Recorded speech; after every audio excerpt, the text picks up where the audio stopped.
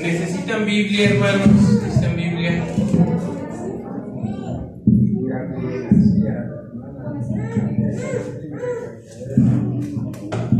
¿Cómo están, hermanos? ¿Cómo están? En esta tarde, hermanos, para concluir con el domingo de inicio de semana, respecto a los temas anteriores, hemos tocado el evangelismo de diferentes maneras. Hemos hablado del evangelismo de diferentes situaciones, en diferentes momentos, enfocado a nuestra vida, enfocado a nuestro principio, enfocado a diferentes situaciones, donde el objetivo principal es el evangelismo.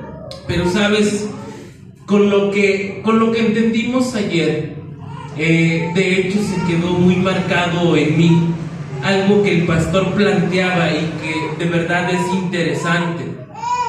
¿Qué día dedicamos nosotros para evangelizar? ¿Qué día lo hacemos? Y creo que es algo evangelizar, salir afuera, salir allá afuera e ir en busca de esas almas. ¿Qué día lo hacemos? Entonces, sabes, hermano, yo creo que necesitamos fijar a esta iglesia con principios definidos. Necesitamos poner propósitos destinados para que todos sepamos como iglesia lo que vamos a hacer. Para que todos los que estamos aquí, a través de estos propósitos, podamos llegar a obtener algo. ¿Sabes? Un propósito tiene como objetivo eso: llegar a un punto, cumplir una meta o obtener algo sin que te pierdas en el camino. Y entonces, si nosotros tenemos propósitos definidos, vamos a poder obtener qué es lo que queremos. Propósitos de nuestra iglesia. Entendiendo esto como propósito, hermano, así vamos a poder evitar perdernos a medio camino. Vamos a poder evitar andar divagando entre actividades que tal vez no tengan tanto sentido si obtenemos un propósito. Y para este propósito, hermano, déjame basarte en un pasaje de la Biblia, en el Evangelio de Mateo, capítulo 9, versículos del 35 al 38.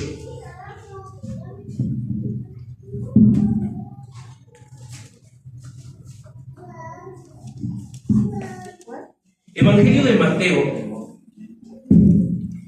capítulo 9, versículos del 35 al 38.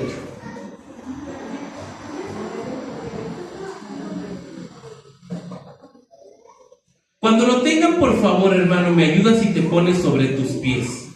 Te repito nuevamente la cita. Evangelio de Mateo, capítulo 9, versículos del 35 al 38. Con un amén me dices si ya lo tienes.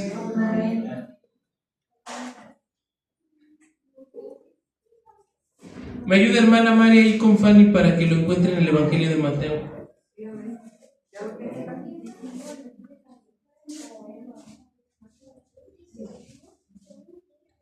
Lo tenemos. Evangelio de Mateo, todos a una sola voz. Vamos. Y es que no me tengo razón. Te veo libre, Betania. 35. La palabra de Dios dice: recorría Jesús todas las ciudades y aldeas, enseñando en las sinagogas de ellos y predicando el evangelio del reino, sanando toda enfermedad y toda dolencia en el pueblo. Y al ver las multitudes, tuvo compasión de ellas, porque estaban desamparadas y dispersas como ovejas que no tienen pastor. Entonces dijo a sus discípulos: a la verdad, la mies es mucha, mas los obreros pocos. Rogad pues al Señor de la mies que envíe obreros a su mies. Padre, te damos gracias porque tú has sido bueno con nosotros, pero queremos ser más, queremos crecer más, queremos avanzar, queremos trabajar para ti. Permite que esta congregación pueda salir de la conformidad, del confort ocasionado durante muchos años de no hacer lo que tenemos que hacer. Permite que cada uno de mis hermanos y de mis hermanas puedan ser desafiados solamente con tu palabra. La necesidad real de compartir el Evangelio, la necesidad real de saber que solo hay un destino para las personas que no crean en ti. Padre, permite que esta tu iglesia se lo pueda tomar en serio y pueda entender que nuestra labor no es hacerlo aquí dentro de estas cuatro paredes, sino salir allá afuera, donde un mundo necesita de ti. En el nombre de Cristo Jesús. Amén. Puedes sentarte, mi querido hermano, puedes sentarte. Mira, acabamos de ver un pasaje que resume a la perfección qué es lo que Jesús hacía y qué es lo que Jesús hizo durante los 3 años que estuvo con su ministerio en tierra. Vemos y tenemos el ejemplo de un Jesús que hablaba porque se reunía en diferentes sitios y acudía a diferentes lugares sin importar la persona o la posición de la persona, lo cual para aquellos entonces era bastante contradictorio, porque tú recordarás escenas donde la gente lo cuestiona y le dice que este no es el hijo del carpintero, que este no es el hijo de María y su padre es José. Lo veían como inferior, lo veían siempre como alguien que no tenía autoridad. ¿Y sabes qué hacía Jesús? Lo que tú y yo tenemos que hacer. ¿Qué dice el versículo? ¿A dónde iba Jesús? ¿A dónde salía Jesús? ¿A dónde salía? ¿A qué lugares? ¿A qué lugares iba Jesús? ¿A sinagogas? ¿A dónde más? Versículo 36.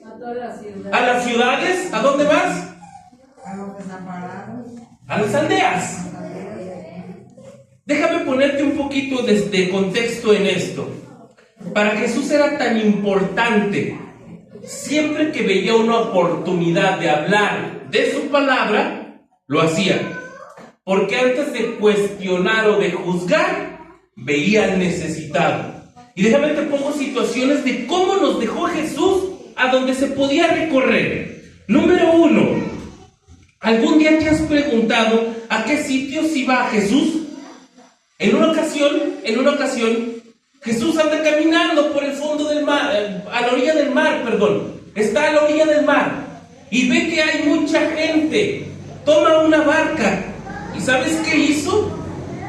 Empezó a enseñar. Alrededor de donde estaba en la barca, él estaba en la barca y empieza a enseñar.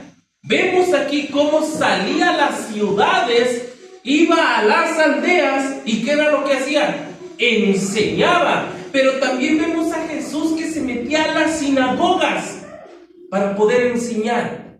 Y te aseguro que en estos 3 lugares había diferentes tipos de personas. Personas preparadas, personas poco preparadas o personas nada preparadas. Pero para Jesús era la misma persona. Para Jesús era siempre un motivo para poder enseñar. Vemos a un Jesús que no discriminaba a las personas por su posición, por su preparación o por su contexto. Él veía una multitud y enseñaba. Y una forma tan peculiar de enseñar que esto a ti y a mí nos tiene que dejar algo que tenemos que aplicar. Jesús hacía un evangelismo de una manera diferente. Una de las formas en las que él enseñaba es a través de parábolas. Iba caminando y veía cómo alguien aventaba semilla porque iba a sembrar. ¿Y qué usaba? Lo que había visto para enseñar. Vemos que pasaba por un árbol, una higuera, y utilizaba la higuera para poder enseñar. Vemos a un Jesús que salía en busca de las personas. En una ocasión ve a un cobrador de impuestos sentado y solamente le dice: ven, sígueme. Vemos a un grupo de pescadores donde se les acerca y les dice: ustedes ya no serán pescadores, ahora serán pescadores de hombres. Vemos a un Jesús que era cuestionado porque se juntaba con los pecadores, con los que no merecían, según para ese entonces, justicia, con las prostitutas, y se lo echaban en cara. Mira cómo él se dice el Mesías y mira con quién se junta. Para Jesús era tan importante la oportunidad de evangelizar y no la posición de la persona. Pero ¿sabes tú y yo qué hacemos? ¿Sabes tú y yo qué hacemos? Emitimos juicio sobre la persona y decimos: ¿para qué se me va a cambiar? ¿Para qué si ni se lo merece? ¿Para qué si estoy seguro que ni va a entender? Hermano, eso no te corresponde a ti. Eso le corresponde a nuestro Dios. Entonces, hermano, habiendo dándote una pequeña introducción de esto, déjame decirte que es importante que tengamos como propósito. Uno de los propósitos que espero podamos definir en esta tarde es: ¿algún día te has preguntado a qué vienes? ¿A qué vienes? ¿Porque no había otra cosa que hacer? ¿A qué vienes porque es costumbre hacerlo los domingos? ¿A qué vienes porque te trajeron a fuerzas? ¿A qué vienes porque te prometieron que si venías te iban a dar algo? ¿A qué vienes? Que uno de los principales propósitos que tenemos a partir de hoy sea: venimos a adorar al único digno de ser adorado. Fíjate, hermano, qué interesante es. Venimos a adorar al único digno de ser adorado. ¿Por qué? Porque en estos días donde vemos que las culturas, las corrientes de pensamientos, toda la doctrina que se está acumulando allá afuera, te obliga a pensar de una manera diferente. Y te hace a veces dudar de si lo que tú vienes y yo vengo y hacemos aquí ¿es correcto o no es correcto? Hermano, venimos a adorar al único verdadero, al único Dios que necesita de nosotros para adorar. Déjame decirte, hermano, actualmente hay iglesias que han transformado la adoración por un centro de espectáculos, donde una alabanza muy bonita, una alabanza muy llamativa, pantallas por detrás, luces, sonidos. Dices, qué padre alabanza. Pero al final del día, ¿a quién adoraste? ¿Al músico o a Dios? Predicadores elocuentes donde a través de su facilidad de palabra transmiten mensajes muy positivos y muy motivadores y parecen un coach de vida y no un predicador del Señor. ¿Y quién termina siendo adorado al final del día? Hermano, ¿a quién venimos a adorar? ¿A quién venimos a adorar? ¿Y sabes? Una iglesia que reconoce el propósito de adoración verdadera, una iglesia que conoce este propósito, no va a poner en duda en dónde tiene que estar un domingo a las 6 de la tarde. No duda. ¿Por qué? Porque viene a adorar al único que es digno de ser adorado. Cuando la iglesia entiende este propósito, no va a dudar entre iré a o iré a la iglesia. Pero es domingo, iré a o voy a la iglesia. Iré a esto o voy a la iglesia. Cuando la iglesia entiende que una adoración verdadera es parte de este propósito, no lo va a dudar. Afortunadamente, Dios en su palabra nos ha dejado dos cualidades para una adoración verdadera. Ayúdenme a buscar lo que dice Juan, capítulo 4, versículos 23 y 24.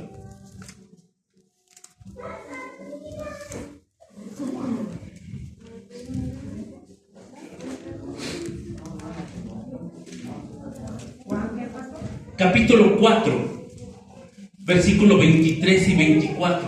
Hermano, ¿al ratito va a pasar? Hermano Javi, ¿al ratito va a participar?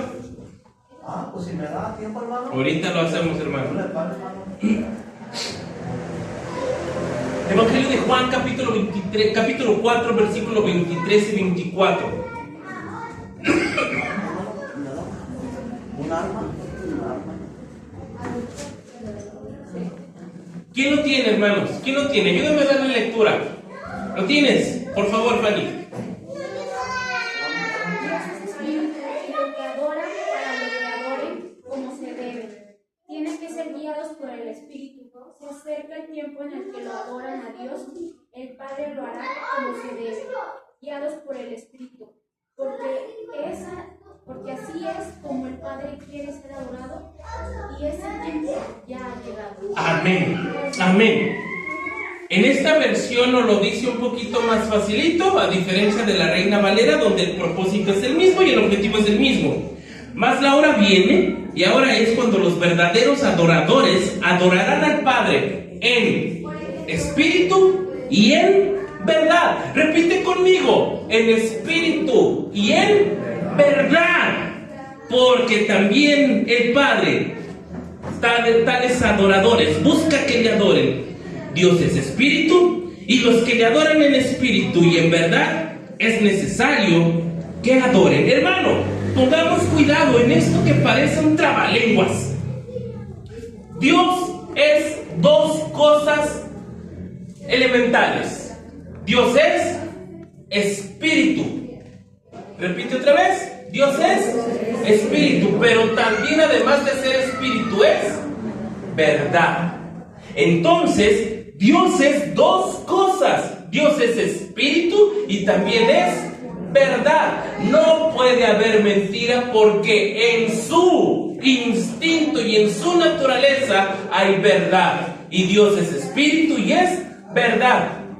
¿Y qué busca de los que le adoran? ¿Qué busca de ellos? ¿Qué busca de ellos?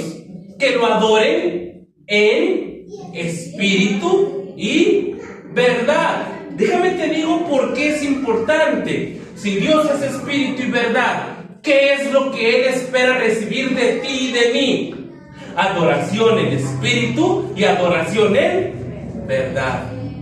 Entonces, ¿quiere decir que hay adoración en mentira? Sí, sí la hay. ¿Podrás creerme si yo te digo, hay personas que adoran y no es a Dios? Hay personas que adoran a Dios y no es verdad. Sí, hermano. Sí hay. Sí hay. Por eso Dios nos ha dejado que la adoración que vamos a hacer a Dios sea en espíritu, pero también sea en verdad. Ahora, esta adoración tú podrás decir, es que entonces yo ya no sé qué es. Yo no sé qué es adoración. Porque Dios pide que sea adoración en espíritu y en verdad, porque Él es espíritu y verdad. ¿Qué es adoración? La manifestación externa de lo que hay en tu corazón. Eso es adoración. La manifestación externa de lo que hay en tu corazón. ¿Tú qué sabes? Si el hermano se está gozando con levantar las manos y lo está adorando con las manos levantadas. ¿Tú qué sabes? Es lo que Él está ofreciendo a Dios como adoración. Y si Dios está viendo que en su corazón es adoración verdadera, ¿qué crees que va a pasar? Dios la recibe. Pero tú eres el que volteas y cuestionas y dices, ahora, ¿qué está pasando? Y ahora mira, ¿qué traerán pues? Hermano, eso es adoración. Eso es adoración. Y esa adoración es la que Dios va a recibir. Pero ten cuidado, porque si no es verdadera, Dios no se va a agradar de tu adoración. Porque Dios busca adoración en espíritu y en verdad. La manifestación externa de lo que hay dentro de tu corazón. Eso es adoración. Y es que, hermano, cuando entendemos esto de que venimos y vamos a adorar al único Dios digno de ser adorado, entendemos lo que el salmista escribió. Mirad cuán bueno y cuán delicioso es habitar los hermanos juntos en armonía. Porque por eso decides dejar las cosas del mundo, porque vienes a adorar junto con alguien que viene con la misma emoción que tú. Vienes a adorar con esa misma intensidad con alguien que se ha preparado para poder adorar al Dios verdadero. Y se siente. Pero hay veces que nos ponemos a dudar. No, es que ahora es la final de... ¿Ya no está la casa de los famosos? No, es que ahora es día de expulsión. No, ¿cómo me lo voy a perder? Hoy es día de película. ¿Cómo voy a dejar? Hermano, ¿y Dios? ¿Y Dios dónde quedó tu adoración verdadera? ¿Ves cómo si puedes adorar algo y no es Dios? ¿Ves cómo si puedes incluso adorar a Dios y adorarlo en mentira? Porque a veces recuerdo palabras de un maestro espiritual que nos dijo: los bautistas somos los que más mentiras cantamos. Mira nomás cuánta hipocresía hay en los cantos. Y yo cuando entendí eso dije: ¡ay! Hasta me agaché, dije: hombre, esa va para mí. Señor, es mi carácter como el tuyo y yo quiero venir y adorarte. Y yo, a ver, ¿es cierto? ¿Es nomás de cantadita? Por eso Jesús dijo: este pueblo de labios me honra, pero su corazón está lejos de mí. Entender, hermano, como propósito la adoración verdadera debe de ser un propósito que tengamos como iglesia. Y te los voy a escribir, porque es importante que lo tengamos siempre que venimos. Siempre que venimos. Que tú cuando vengas a este lugar te des cuenta a qué vienes. Y la segunda cosa que entendí yo el día de ayer es: una iglesia que no comunique el evangelio es una iglesia egoísta. Es una iglesia que se muere. Es una iglesia que desaparece. Y no porque Dios así lo quiera, sino porque tú cometes suicidio espiritual. Palabras mayores. Una iglesia que comunique el evangelio va a estar justificando siempre el poder redentor de la obra de Cristo, que ya lo hizo en la cruz. Hermano, una iglesia que entendí yo el día de ayer, que invierte en capacitación, es una iglesia que dentro del tiempo de Dios va a crecer. El mismo pastor me dijo: pastor, ¿sabes por qué escogí tu iglesia? ¿Por qué? Porque son misión. Digo: sí, yo le dije que éramos misión. Es que yo iba a ir a la primera. ¿A la primera? No sé si ubiques la primera. Pues yo iba a ir a la primera y el pastor me habló y me dijo que fuera ahí. Dije: no, ya estoy comprometido. Mejor tú, agrégate ahí con ellos. Entonces, fíjate qué importante. Todo coincidió y el poder de Dios obrando en tu vida, en mi vida y en la del pastor hizo que todo saliera bien.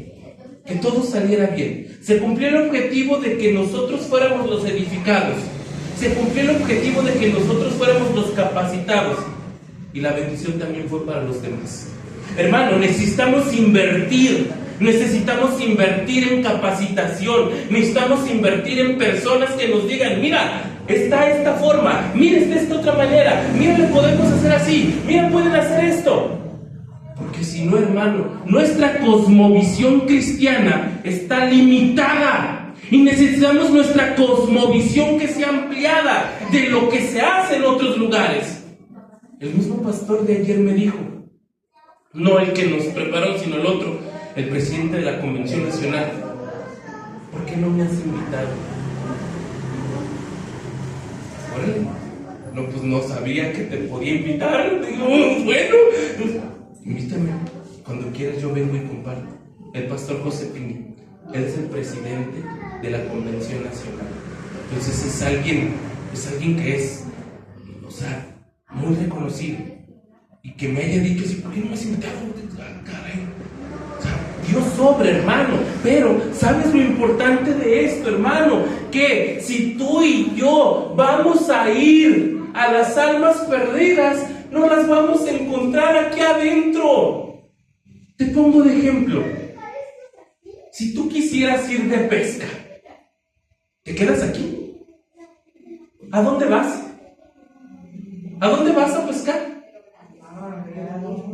O hasta un charco si te quedas cerca. Pero la idea es, no te quedas aquí esperando a que lleguen los peces. No te quedas aquí esperando a ver si de la nada aparecen. Vas en busca de donde están los peces. Hermano, si nuestro objetivo es predicar el evangelio, ¿dónde tenemos que ir? ¿Dónde están las almas perdidas? ¿Aquí? Aquí no. Allá afuera. El mismo pastor me hizo una pregunta que me dejó, ya lo había yo respondido, ya te lo había yo compartido. Y me hizo la pregunta de, ¿a cuántos has atendido como paciente? Y los volteé y los vi. A casi todos. Y me dijo, ahí está el ministerio. Ahí está el ministerio. Donde tú tienes que hablar de Dios, es ahí. Donde las almas van a llegar, es ahí. Donde la obra va a prosperar, es ahí. Hermano, entonces yo entendí esto y con eso te lo quiero transmitir a ti. ¿Dónde es tu sitio donde tú puedes evangelizar? En el sitio donde tú te mueves. En el sitio donde tú estás, en el sitio donde tú laboras, en el sitio donde tú consumes, el sitio donde tú compras, el sitio donde tú estás y haces. Allí es tu sitio de compartir el evangelio.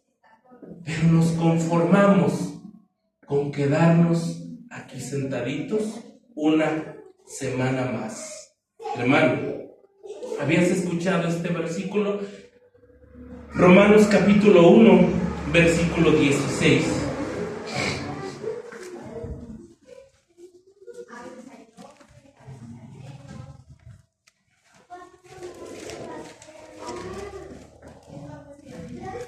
Romanos capítulo 1, versículo 16.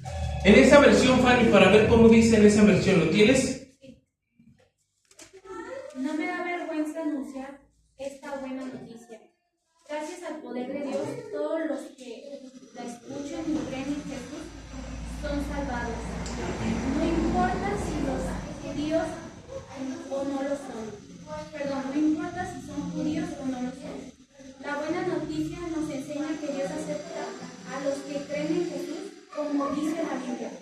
Aquellos a quienes Dios ha aceptado y confían en Él vivirán para siempre. Amén. Dice en esa versión, porque a mí no me da vergüenza. En la versión que nosotros tenemos, la Reina Valera dice, porque no me avergüenzo del evangelio. No me avergüenzo del evangelio, hermano. Una de las cosas que necesitamos para poder crecer es dejar de avergonzarte de lo que vas a compartir. No, hombre, y si luego me dicen el aleluya, no, ¿para qué si luego me dicen el hermano? No, ¿para qué si luego me van a traer de carrilla que yo soy el separado? Mejor que no lo sepan. ¿Sabes qué estás haciendo? Avergonzándote del evangelio. Hermano, Pablo lo escribió y Pablo entendía y tuvo razones para poder escribir estas palabras. Tú recordarás la prédica pasada que Pablo era un perseguidor de cristianos, que Pablo era un asesino y hace su conversión y ahora fíjate la convicción. no me avergüenzo del Evangelio. Hermano, esto es bien interesante. ¿Por qué? Porque el Evangelio tiene poder. ¿Poder de qué? ¿Poder de qué? ¿De qué dice que tiene poder el Evangelio? ¿Poder de qué?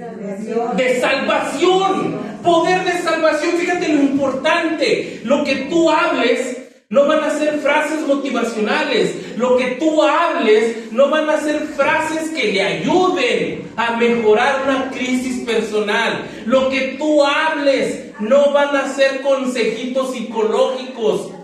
Lo que tú hables va a ser el Evangelio. Y el Evangelio es el que tiene poder para que esa persona pueda ser salvada. No tienes idea, hermano, no tienes idea. Pero si algún día pudieras regresar el tiempo y ver la cantidad de tiempo que invirtieron por tu salvación, por mi salvación, la cantidad de tiempo y la cantidad de oración que hicieron o que hizo alguien por ti para que hoy tú estuvieras aquí. Alguien oró por ti, alguien pidió a Dios por ti, alguien tuvo compasión de ti y hoy tú estás aquí. Eso mismo es lo que tenemos que hacer con los que están allá afuera. Platicábamos con un hermano cuando fuimos al barrio. Mira, aquí ya no está, mira, aquí ya no está, mira, este ya no está, mira, este ya no está. ¿Y te acuerdas de este? Sí. ¿Conociste este? Sí. Los mataron. Yo hubiera sido uno de ellos. Yo hubiera sido uno de ellos. Pero entiendo que Dios tenía preparado algo para mí, como lo tiene para ti. ¿De dónde te sacó Dios? ¿De dónde te rescató Dios? Así puede rescatar también a otros. Eso es compartir el Evangelio. Por eso Pablo le dice a los romanos: cuán hermosos son los pies de los que anuncian el Evangelio. ¿Sabes para qué son los pies? Para que caminemos, para que nos movamos, para que nos traslademos de un sitio a otro sitio. Pero nuestros pies han quedado enterrados. En el fútbol le dicen a esto: te has vuelto un tronco.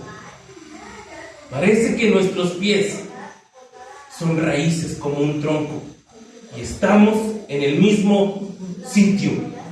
Tenemos pies para salir y anunciar el Evangelio. Tenemos pies para salir allá afuera, donde las personas necesitan estas buenas nuevas. ¿Algún día has experimentado eso?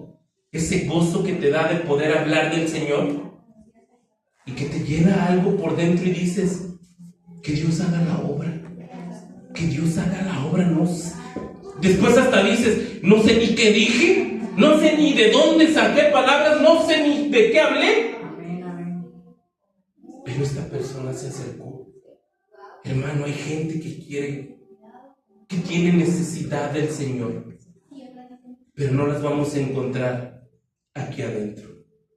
Tenemos que salir allá afuera.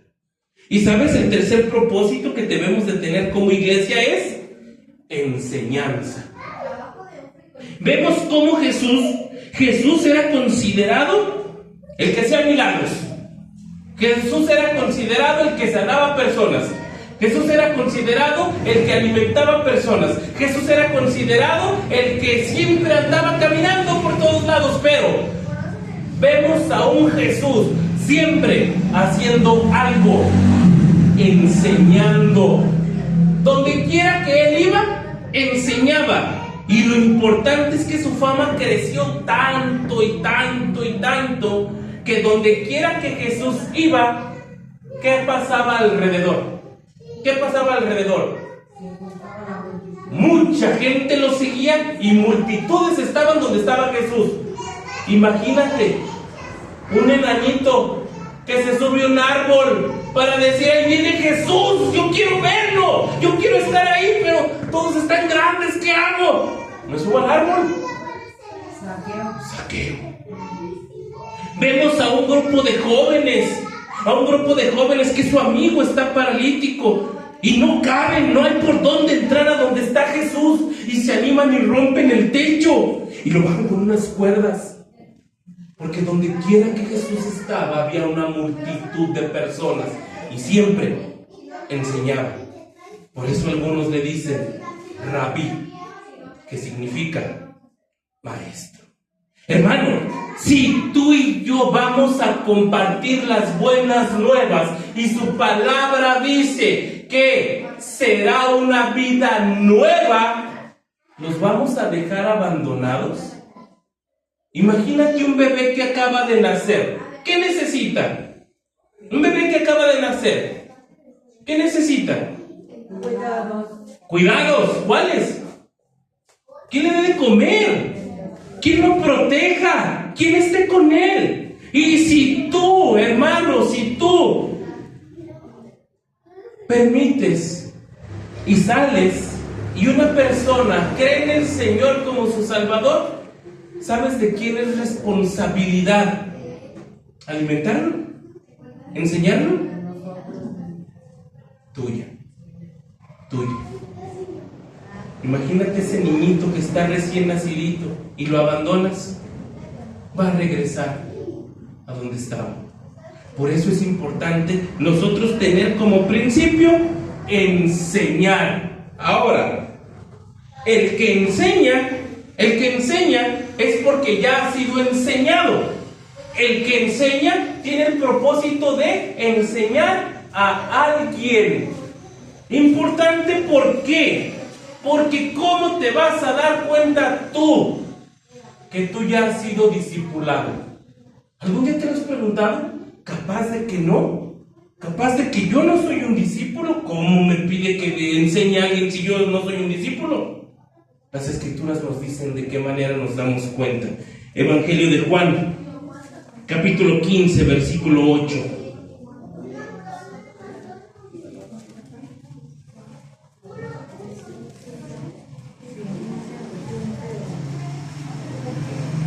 Evangelio de Juan, capítulo 15, versículo 8.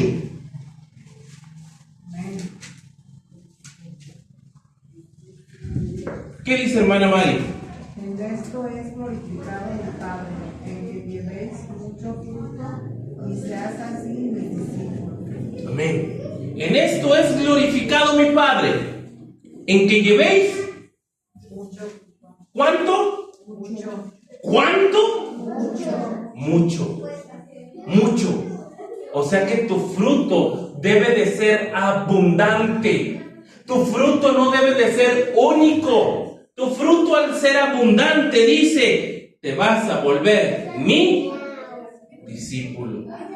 Hermano, si nosotros en esta tarde tenemos estos propósitos definidos como iglesia: número 1, adoración verdadera; número 2, comunicar el Evangelio; número 3, enseñanza. Estoy seguro que nuestra iglesia va a crecer. Por eso entendemos cómo termina el Evangelio de Mateo que estábamos leyendo. ¿Cómo termina el Evangelio de Mateo? En el versículo 38. Evangelio de Mateo, versículo 38, 37 y 38. Evangelio de Mateo, capítulo 9, versículo 37 y 38. Por favor, me ayudas si te pones sobre tus pies.